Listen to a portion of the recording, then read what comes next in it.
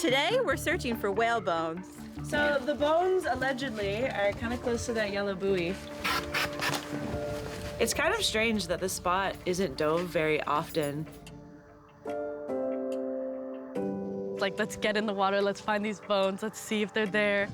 I can't even stress how difficult it is to find something underwater. I mean, I know a lot of the locals have heard all these stories about whale bones being there, but no one had actually seen them for themselves.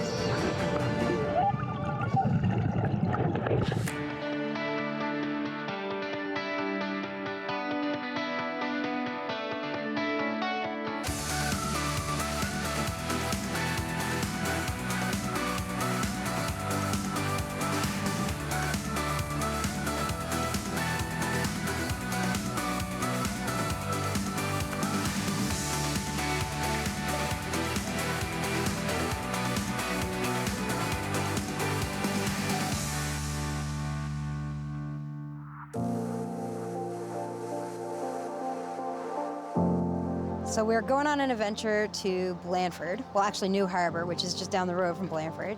And we're going to go to a whaling station because we heard that there are some whale bones under the water that have been there since the 50s.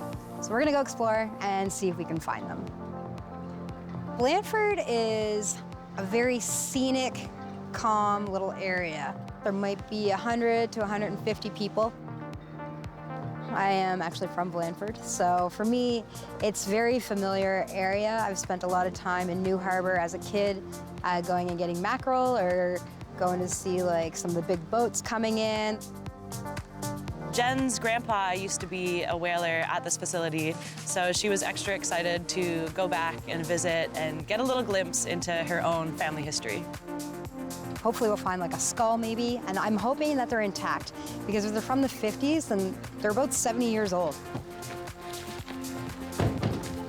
Hey guys. So I think it's gonna be a great idea for Sarah and Alana and our friend Claire to actually go and explore and look for these bones. This is also gonna be our first time together, Claire. Is it? Oh, it really is. Claire is very into whale bones, and she does a lot of research on different whale bones. So I think it's a great opportunity to bring Claire along. She's also a diver. We met her earlier this summer when she won the award at Paddy Women's Dive Day, and we said at that event that we wanted to get out for a dive with her. She was just so lovely, and she seemed like she would be a blast to get in the water with. Yeah. So Claire, you've worked with whales, right? Yeah. Your background is working with whales? Yeah, so I'm working in the Whitehead Lab this summer. At and this Dalhousie fall. University? Yeah, at Dalhousie, and we are focused on northern bottlenose whales. So when I heard that there was whale bones, I was very excited to jump on that and see if we could find anything. I've always been interested in whales, like since I was young, and the Whitehead Lab is just like an obvious choice. So you're having a whale of a time. I really am, Jen. I didn't know that was gonna pop up at some point. Yeah. One thing that always fascinated me was the concept of whale fall, which is essentially a whale carcass will act as this ecosystem for this pretty much desolate environment otherwise. So I always found that that was really fascinating to me. So it'd be really interesting, first of all, to see whale bones and also to see what whale fall would be like in a shallow environment. So I was very excited to check it out and find out. You're used to looking at photos of live whales, so Yeah. it's kind of interesting that you get to then see the bones of whales. It is really cool, and it's really cool to we've heard about the history of whaling in Nova Scotia, so it's kind of really cool to go and experience the remnants of that. Yeah, like 80 years later. Yeah. So crazy. Whaling definitely had a place in history. We stopped whaling in the 70s, so it's interesting to learn about the whaling industry, but also nice to see that we no longer do it to a commercial level as it was seen before the 70s. 72, I think the ban on whaling started. Those are some old bones. Old bones. I can remember like my grandpa talking about it when I was a kid. So it was like pretty recent. What they used to do, because the whaling station, they used to take them and they'd take them out into the open, dump the bones. Right. These ones fell off. They would bring the whales in once they were harpooned, and then they would harvest them ashore at the whaling station, and then they would bring back the carcass, they would want to bring it back out offshore a little bit because, of course, when they dump the carcass, it's going to attract all sorts of life, sharks and all sorts of fish. And they didn't want to do that right in the fishing harbor. And so I guess what happened is as they were bringing it back out, it must have just like fallen off the boat. So the bones allegedly are kind of close to that yellow buoy. It's kind of strange that the spot isn't dove very often, even though there's a chance to see something really, really cool. I knew they were like in this vicinity because he told me that they had fallen off. Yeah.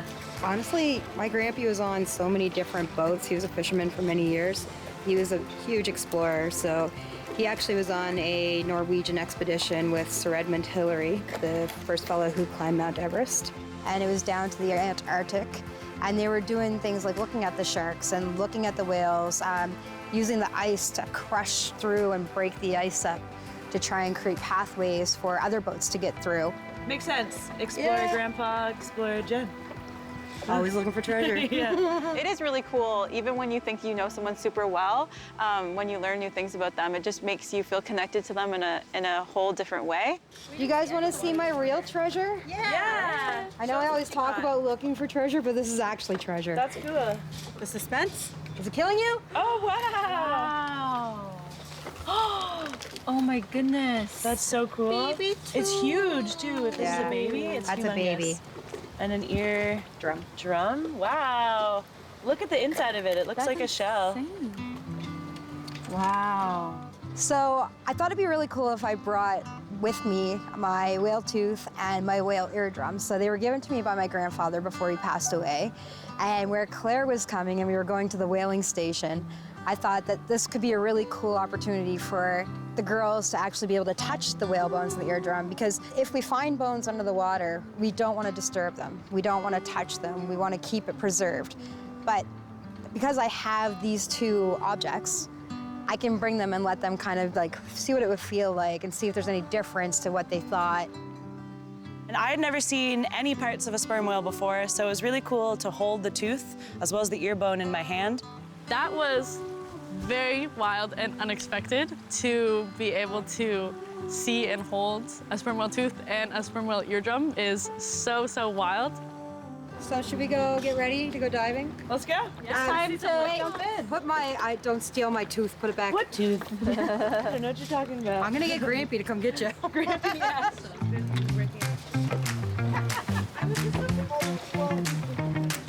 We're gonna have a fantastic time, or a whale of a time. This is enough of you. Okay. What else do you call it? It's true. Take my little debris bag in case we find some trash. So for me, this is such a big opportunity. It includes all of my favorite things. So treasure hunting, adventure, finding something new, so all discovery. And then of course there's gonna be garbage because it's a fishing area, so cleaning up the ocean.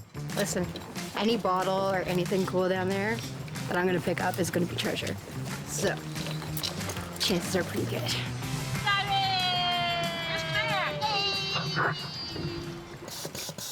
We met a local fisherman who let us park right by his fish shack. And the entry of the dive site was kind of cool. We were able to walk down the steps just behind his boat. And then it gave me kind of cave vibes because we had to squeeze through this little hole between the side of the boat and the side of the dock. So we know between boats. Whaleboat time! Woo! Yeah, there was definitely a lot of excitement.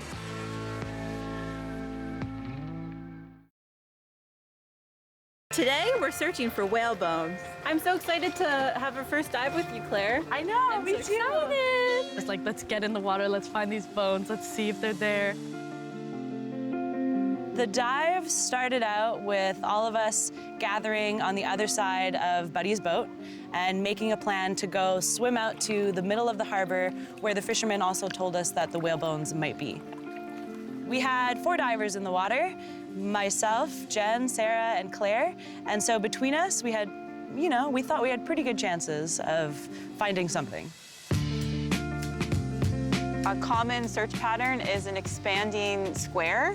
And so basically you will kind of follow like a U-shaped pattern to expand your square outwards. And generally you would follow that search pattern for a bigger item. And so we had that search pattern in our minds.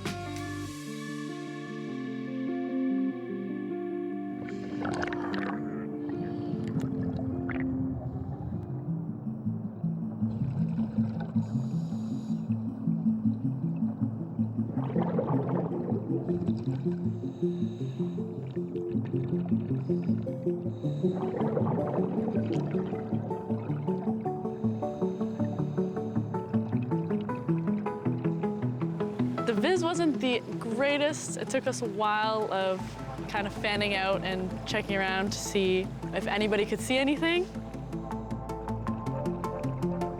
It was a pretty barren landscape down there. It was very flat with just a silty bottom, so you definitely wanted to make sure that you kept up off the bottom, because the second you kick something the wrong way, it's going to completely silt the place out.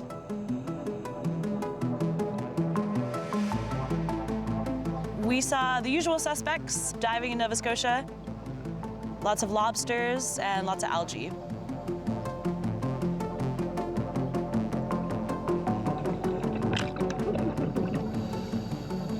The lobsters are amazing. And then I was like, what is this thing moving? And it was so big. And then you can see like this big frill. And there it is, this cool looking sea raven. The longest like beard, the biggest frill, really big like side fins. And then he had a huge tail. And he was so long. And he was a beautiful, beautiful red color. And it was amazing. And I'm seeing all these things, and I'm not finding the whale bones. But I'm distracted because I'm seeing all these other creatures. And then I'm seeing all this garbage and debris. And then I'm like, oh my God, there's so many gloves down here.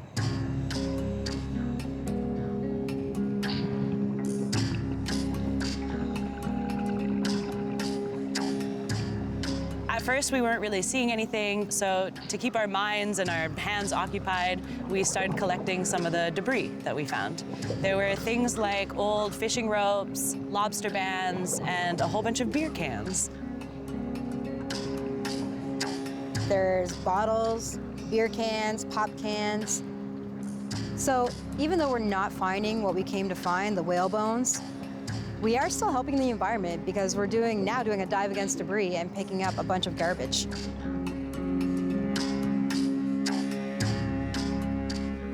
We were not seeing too much, and so I started to get nervous because I was like, oh my gosh, did we come all the way out here and we were not gonna see anything? So immediately I'm starting to overthink. There was a lot of crabs, if anything. I noticed that there were quite a few green crabs around, and green crabs are an invasive species of crab that come from Europe. They don't naturally live in Nova Scotia, and so they take up habitat and eat the food that the native crabs here in Nova Scotia would normally eat. The reason that invasive species become a big concern is they disrupt the natural balance in an ecosystem. They'll take over complete ecosystems and change the way everything looks because they just don't belong there, and they really, really thrive. They don't have natural predators, and so they can just take over. So normally, as divers, we live by the mantra of take only pictures and leave only bubbles. You can definitely take as much debris as you want as well. We try not to touch anything. We definitely don't want to disturb wildlife or harass any animals. But in the case of green crab, I've made a bit of an exception to my mantra. So I started to do this thing where I'll pick up a green crab and I'll just crack it in half. And I'm not getting rid of the green crab from its habitat. I'm leaving the green crab to be eaten by other creatures, like hunters absolutely love them, as well as wolffish.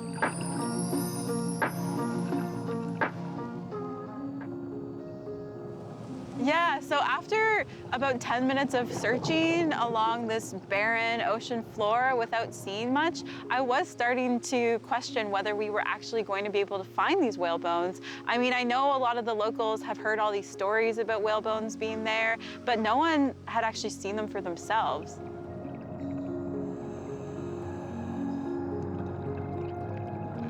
It's so difficult. I can't even stress how difficult it is to find something underwater when it's there. You're looking for things that someone might have the coordinates for. They may know exactly where it was, but when you go search for yourself, it's hard to find. You may follow their directions perfectly, you may start the dive exactly where they told you to, and it's still difficult to find. So we're diving and we're going around and around, and it almost feels like we're going in circles, but I know we're not because I'm looking at my compass, and it just feels like we're going on forever and ever and ever. And I'm looking and I'm looking and I'm like, where's the bones? And I go to the girls, I'm like, where?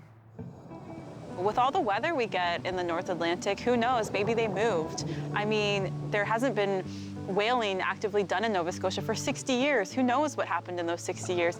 Maybe they decayed and they're no longer really evident and visible. Maybe there's been so much growth over them that we wouldn't even be able to determine that they were actually whale bones. We've been swimming around for a little while and we still haven't seen any whale bones, so I'm kind of becoming skeptical as to whether or not we'll find these.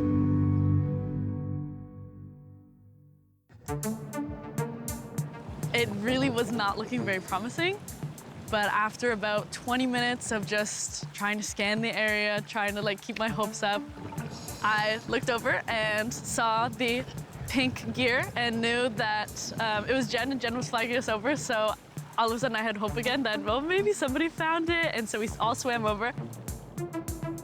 And we start to see this kind of figure in the distance along the seafloor, and it looks a little triangular and long in shape.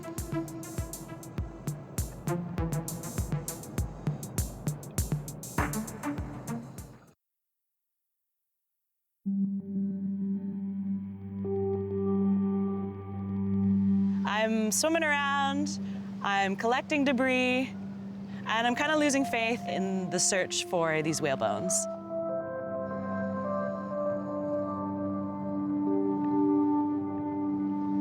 We keep swimming a little bit further, and we start to see this kind of figure in the distance along the seafloor, and it looks a little triangular and long in shape. So we all investigate, and lo and behold, it's a whale skull.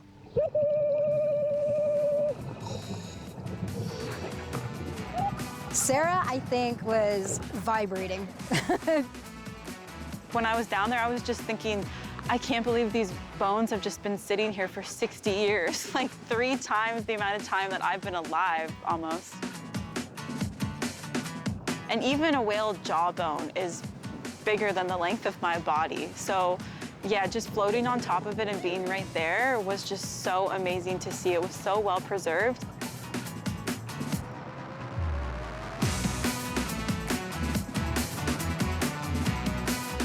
The first thing that we found was the skull.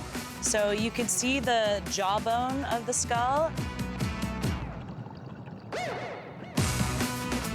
As we kept swimming around, we started to find a few vertebrae.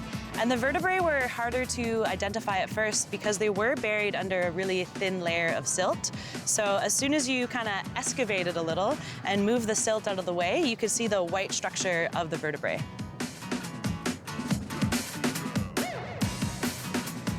I don't really know what I was expecting in terms of what I would find and what it would look like, but I was very, very surprised to see like a pretty much intact skeleton just like sitting on the seabed. It was crazy to be able to like swim up and down the skeleton, and for it to be so well preserved. It was a huge shock, and it was so, so, so exciting. So whales are an important part of the ecosystem because when they die, they'll often sink. So when they do sink to the bottom of the seafloor, usually in deeper waters, they become food for thousands of creatures that live in the deep sea. They're known as whale falls, and they just provide nutrients from the center and the top of the water column all the way down to the bottom. It definitely was used as shelter for like hunters. There was tunicates all over it, anemones. There was so much going on, and it was kind of really interesting to see how over so much time it still has such a great purpose in the environment. Really cool.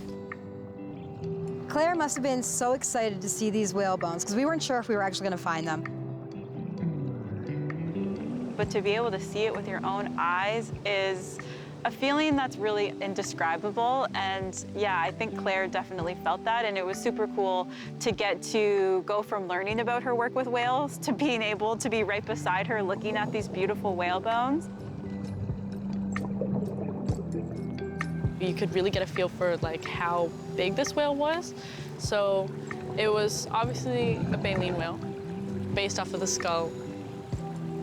But also with the size of the whale, there's kind of an indication of like it'd probably be a smaller baleen whale based off of the assumption that it is an adult. I would probably guess it was a minke. And then it got even better. Then as I'm exploring this whalebone and whale structure, I go and I look down and there's this like little fish, he's about this big. He's like a dark blackish blue color and he's got like little whiskers coming out. And they almost look like an anchor, like the way they go. And he's a hake. Don't really see them, but this little hake's like diving in and out of the whale bones too.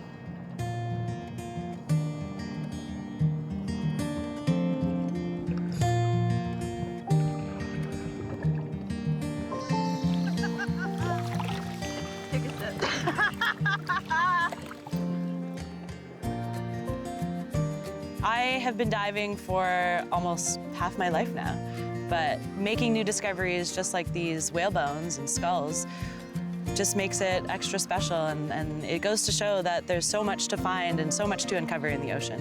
What a good little dive. That was nice. That was a great dive.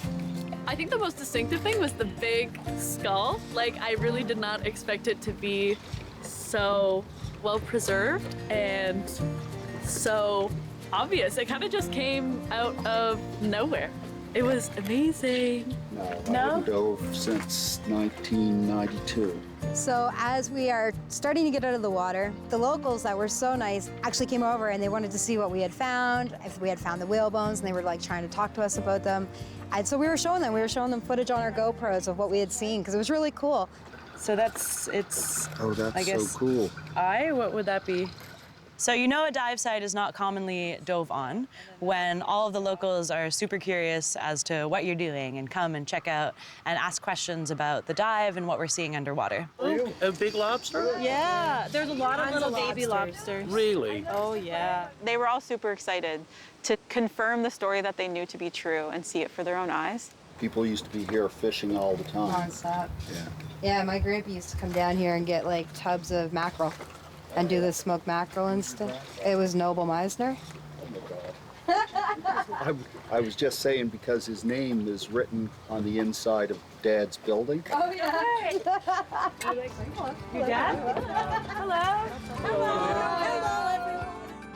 I walk into this little building and I turn around and I look at the door. I'm right by the door is my grandfather's name with their phone number. And I was like, you gotta be joking. No way. And I guess he was the guy that they would all call if they needed anything or if they had a bunch of mackerel or if they had a bunch of cod. It's just bananas. I can't believe my grandpa's phone number's on there. They all knew her grampy, so that was really fun. And then, of course, in good maritimer fashion, they invited us over for some clam chowder, and they were actually having a little potluck and a little party that day.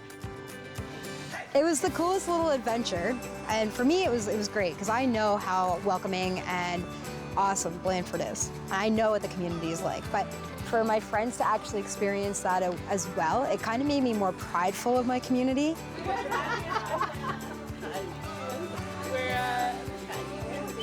This is just another example of why Nova Scotia is such a great place to go diving. I mean, no matter what the end result is, whether we found the whale bones or not, the fact that we can just wake up in the morning and go out on an adventure with our best friends and meet new people, I mean, it doesn't really get better than that.